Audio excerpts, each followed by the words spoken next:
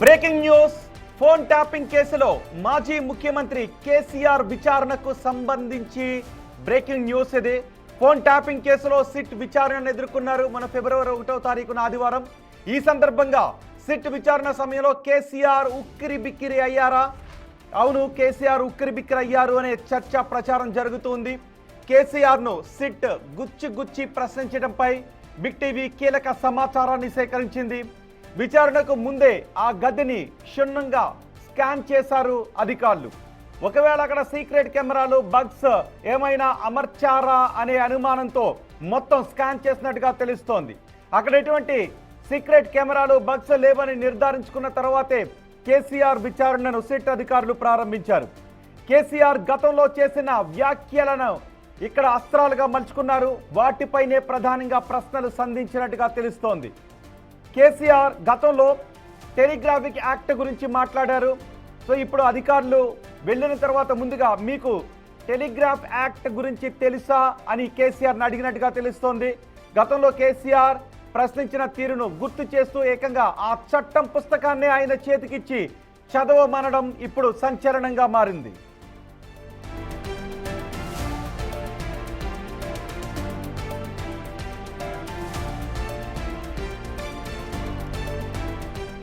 అంతేకాదు, ప్రభాకర్ రావు నియామకంపై కేసీఆర్ను సిట్ అధికారులు గుచ్చి ప్రశ్నించినట్టుగా తెలుస్తోంది.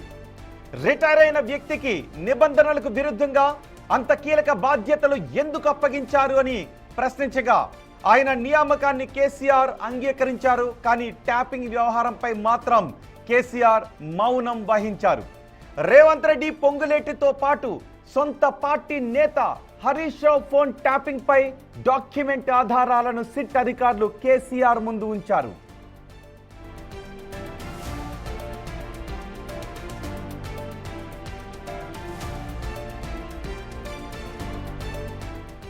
అయితే అధికారుల ప్రశ్నలకు కేసీఆర్ తనదైన శైలిలో కౌంటర్లు కూడా ఇచ్చారు. ఎస్ఐబిలో తనకు తెలియకుండా జరిగిన అంశాలను తనను ఎలా బాధ్యుణ్ణి చేస్తారు అంటూ కేసీఆర్ విచారణ సమయంలో మండిపడ్డారు.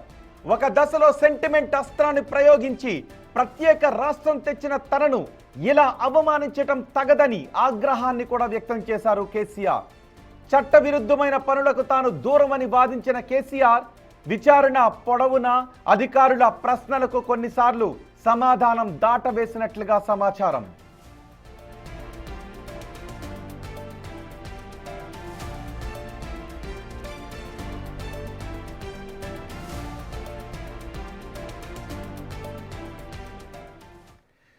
అసలు కేసీఆర్ విచారణ ఆయన నివాసంలో ఏ విధంగా సాగింది?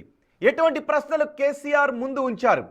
కేసీఆర్కు నోటీసులు ఇచ్చినప్పుడే మీరు సిట్ కార్యాలయానికైనా రావచ్చు, లేదు మీకు అనుకూలమైన ప్లేస్కి రమ్మన్నా ఓకే అని అన్నారు. కేసీఆర్ ఆయన నివాసానికి రమ్మన్నారు. సో కేసీఆర్ నివాసానికి రమ్మన్న దానిలో కూడా అధికారులు అక్కడికి వెళ్ళిన తర్వాత మొత్తం ఆ గదినంతటిని క్షుణ్ణంగా పరిశీలించారు. అక్కడ ఏమైనా బగ్స్ సీక్రెట్ కెమెరాలు అమర్చారేమోనని. సో ఆ తర్వాత ఎటువంటివి అమర్చలేదు అని నిర్ధారించుకున్న తర్వాత ఈవెన్ చైర్స్ని కూడా శానిటైజ్ చేసినట్టుగా తెలుస్తోంది. ఆ తర్వాత చాలా ఇంట్రెస్టింగ్గా ఈ విచారణ సాగినట్టుగా తెలుస్తుంది. చాలా ఆసక్తికరమైన పరిణామాలు విచారణ సందర్భంగా చోటు చేసుకున్నాయి. వీటిపై పూర్తి సమాచారం అందించడానికి Big TV associate input editor Nagesh మనకు అందుబాటులో ఉన్నారు. నగేష్తో మాట్లాడదాం. నగేష్, ఫిబ్రవరి 1వ తారీఖున కేసీఆర్ని సిట్ అధికారులు ప్రశ్నించారు. సో సిట్ అధికారుల విచారణలో చాలా ఆసక్తికరమైన పరిణామాలు చోటు చేసుకున్నాయి అనే చర్చ జరుగుతోంది. ఆ విచారణ మొత్తానికి సంబంధించి మీ దగ్గర ఉన్న సమాచారం ఏంటి?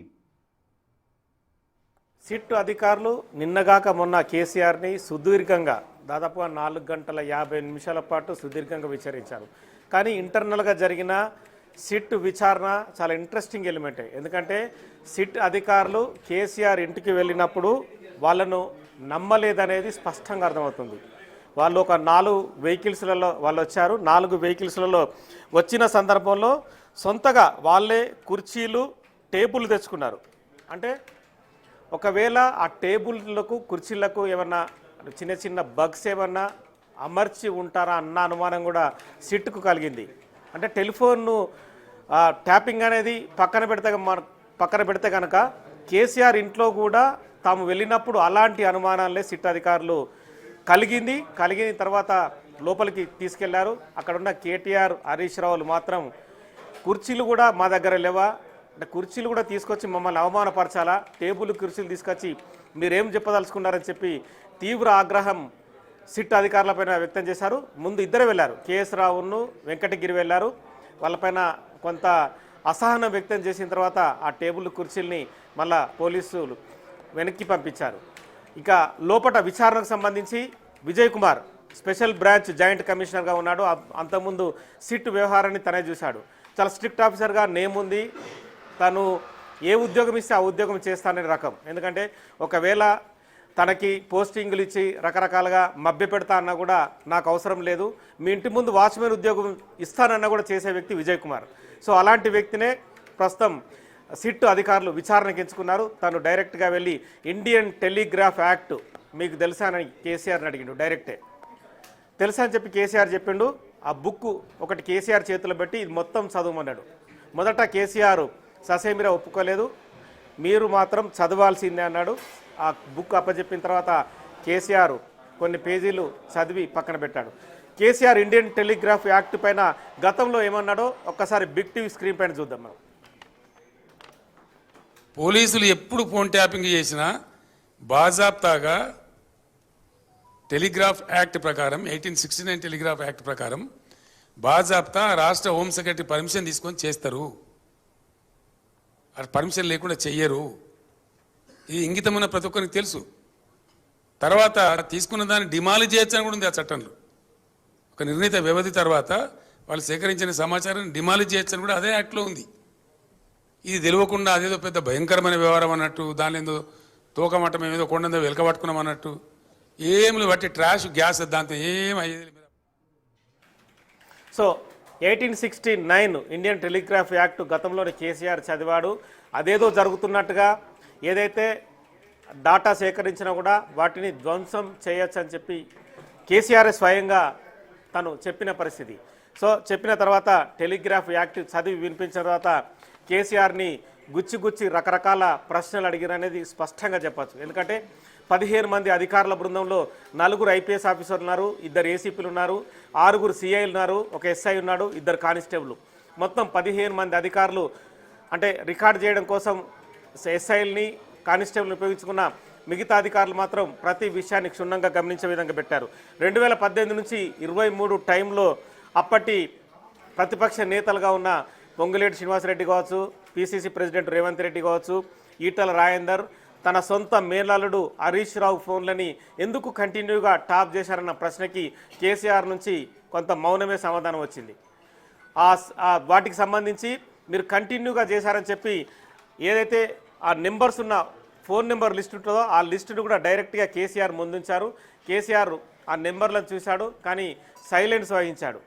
అందులో అంటే వాళ్ళ మధ్య బయటి వ్యక్తుల మధ్య జరిగిన సంభాషణని కూడా ఆడియో టేప్ రూపంలో ఉన్నాయి కూడా. ఎందుకంటే ఎలక్ట్రానిక్ గాడ్జెట్స్ని ఆల్రెడీ కేసీఆర్ రూమ్లోకి తీసుకెళ్లారు కనుక ఎలక్ట్రానిక్ పరకల ద్వారా ఆడియో టేపుల్ని కూడా కేసీఆర్కి వినిపించారు. కానీ అప్పుడు కూడా కేసీఆర్ మౌనమే వహించాడు. తదుపరి బీజేపీ పార్టీలోకి వెళ్ళినా కూడా ఈటల రాజేందర్ ఫోన్ని కంటిన్యూగా ఎందుకు ట్యాప్ చేయాల్సి వచ్చిందన్న ప్రశ్నకు కూడా కేసీఆర్ నుంచి సమాధానం లేదు. ఇక రిటైర్డ్ ఐజీ హోదాలో ఉన్న ప్రభాకర్ రావుని ఎందుకు ఇంటెలిజెన్స్ చీఫ్గా కంటిన్యూ చేయాల్సి వచ్చింది?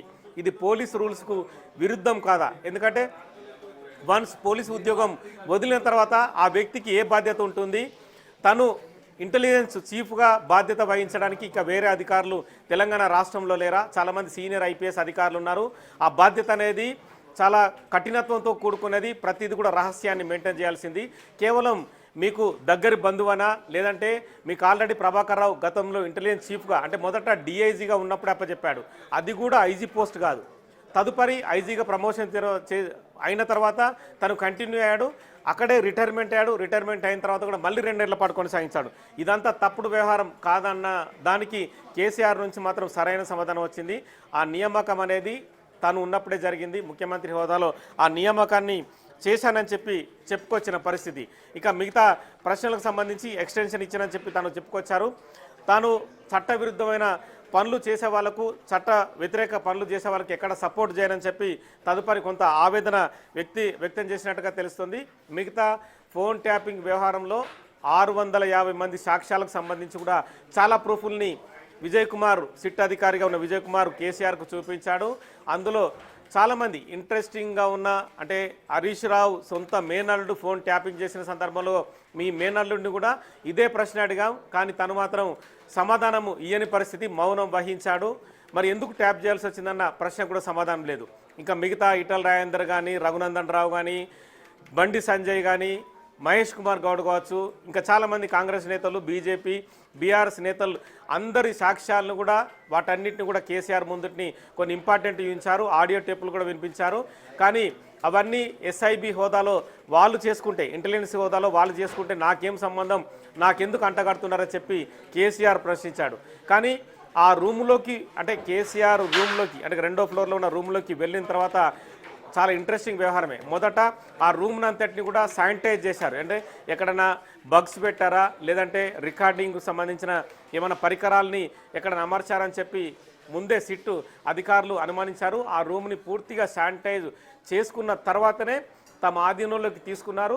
మొదట కేఎస్ రావు, గిరి ఇవంతా పర్యవేక్షించిన తర్వాతనే ఇది కంటిన్యూషన్ అయిందని చెప్పదు. తదుపరి విజయ్ కుమార్ కానీ, రవీందర్ రెడ్డి కానీ మిగతా అధికారులు అటెండ్ అయిన పరిస్థితి. ఇక తాను తెలంగాణ ప్రత్యేక రాష్ట్రం కోసం పోరాటం చేశాను, నాయకత్వం వహించాను, తెలంగాణ రాష్ట్రాన్ని తెచ్చానని చెప్పి కేసీఆర్ తీవ్ర ఆవేదన వ్యక్తం చేసినట్లుగా సమాచారం. అంటే ఓవరాల్గా ఫోన్ ట్యాపింగ్ వ్యవహారంలో అనధికారిక సమాచారం ప్రకారం కేసీఆర్ మాత్రం చాలా ప్రశ్నలకు సమాధానం వహించిన ప్రభాకర్ రావు నియామకం పైన తను ఓకే అని చెప్పినా కూడా చాలామంది ఫోన్ నెంబర్లు, అలాగే ఆడియో టేపులు, ఆడియోకి సంబంధించిన లింకులన్నీ కూడా కేసీఆర్ ముందుంచిన తర్వాత కేసీఆర్ చాలా వాటికి సమాధానం చెప్పలేని పరిస్థితి. కానీ బయటకు వచ్చిన కాంగ్రెస్ నేతలు మాత్రం తెలంగాణకు సంబంధించిన పితని మీరు ఎందుకు తెలంగాణ తీసుకొచ్చిన ఒక వ్యక్తిని తీవ్రంగా అవమానపరుస్తూ ఇదంతా కూడా ఒక ట్రాష్, ఇది సీరియల్ సంబంధించిన ఒక టీవీ సీరియల్ లాగా సాగుతుందని చెప్పి కేటీఆర్ కానీ, మాజీ మంత్రి హరీష్ రావులు కానీ తీవ్రమైన ఆరోపణలు గుప్పించారు. సజ్జనారు ఫోన్ ట్యాపింగ్ వ్యవహారంలో ఇల్లీగల్గా ఫోన్ ట్యాపింగ్ చేసినందుకు కేసీఆర్ను విచారించామని చెప్పి ఆ రోజు రాత్రి ఒక ట్వీట్ చేసినందుకు తెల్లారి మళ్ళీ హరీష్ రావు కానీ, మాజీ మంత్రి కేటీఆర్ కానీ ఎలా ఇల్లీగల్ అవుతుందని చెప్పి వాళ్ళు కూడా ప్రశ్నల వర్షం కురిపించారు. ఆల్రెడీ ఇల్లీగల్ వ్యవహారాలకు సంబంధించే తాము ప్రశ్నించామని చెప్పి తన ట్వీట్ ద్వారా డైరెక్ట్గానే సజ్జనారు అంటే బయట ప్రజలకు తెలియజెప్పాడనేది స్పష్టంగా అర్థమవుతుంది. అంటే ఫోన్ ట్యాపింగ్ అనేది ఎక్స్ట్రీమిస్టుల కోసం, మావోయిస్టుల కోసం, లేదంటే సంఘ విద్రోహ శక్తుల కోసమే వాడాలనేది క్లియర్గా పోలీసు రూల్ ఆఫ్ బుక్ లా ఉంది. కానీ అది రూల్ ఆఫ్ బుక్ లాకు విరుద్ధంగా మాత్రం తాను ప్రభాకర్ రావు, మిగతా రాధాకిషన్ రావుని, భుజంగరావుని, తిరుపతి అన్నని, ప్రణీత్ రావుని వాళ్ళందరిని అడ్డం పెట్టుకొని ఫోన్ ట్యాపింగ్ పాల్పడరనేది కూడా క్లియర్గా అర్థమవుతుంది. సో ప్రస్తుతం ఈ వ్యవహారంలో ఇప్పటికీ ఫోన్ ట్యాపింగ్ వ్యవహారం అంటే తదుపరి విచారణ జరిగే క్రమం అయితే ఇప్పటికీ ముగిసిపోలేదని చెప్పి అధికారుల నుంచి అయితే సమాధానం వస్తుంది. తదుపరి ఎవరిని విచారించాలన్న దానిపైన కూడా సిట్ మళ్ళీ ఎక్సర్సైజ్ చేయబోతుంది. నెక్స్ట్ అంటే విచారణలో భాగంగా కవితను విచారించే అవకాశం ఉన్నట్లుగా కొంత అనధికార సమాచారం అయితే వస్తుంది. ఎందుకంటే ఇప్పటికే కేసీఆర్ను విచారించినా కూడా కవిత ఖచ్చితంగా చట్ట పరిధికి లోబడి ఎవరిని విచారించినా సరే విచారించాల్సిందని చెప్పి కూడా తన తండ్రి కేసీఆర్ గురించి కూడా డైరెక్ట్గానే చెప్పింది. కానీ తను ఎవరైతే గుంటనక్క ఉన్నారో గుంటనక్క కానీ అంటే పేరు హరీష్ రావు పేరు గతంలోనే ఆరోపించింది.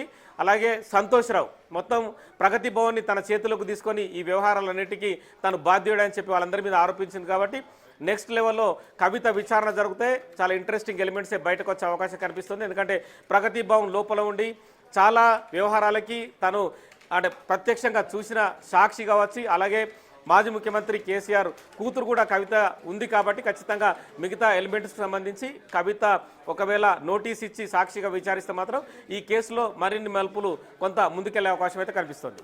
రైట్ నగేష్, ఇక్కడ విచారణకు సంబంధించి కేసీఆర్ ముందు ఏ క్వశ్చన్స్ ఉంచారు, కేసీఆర్ ఆన్సర్స్ ఏం చెప్పారు అనేది ఒకటి అయితే, సిట్ అధికారులు కుర్చీలు తీసుకుని వెళ్ళటం, అక్కడ గదినంతటినీ కూడా శానిటైజ్ చేయడం, ఇవన్నీ ఇంట్రెస్టింగ్ ఎలిమెంట్స్. కానీ ఎందుకు ఆ విధమైన అనుమానాన్ని సిట్ అధికారులు వ్యక్తం చేశారు?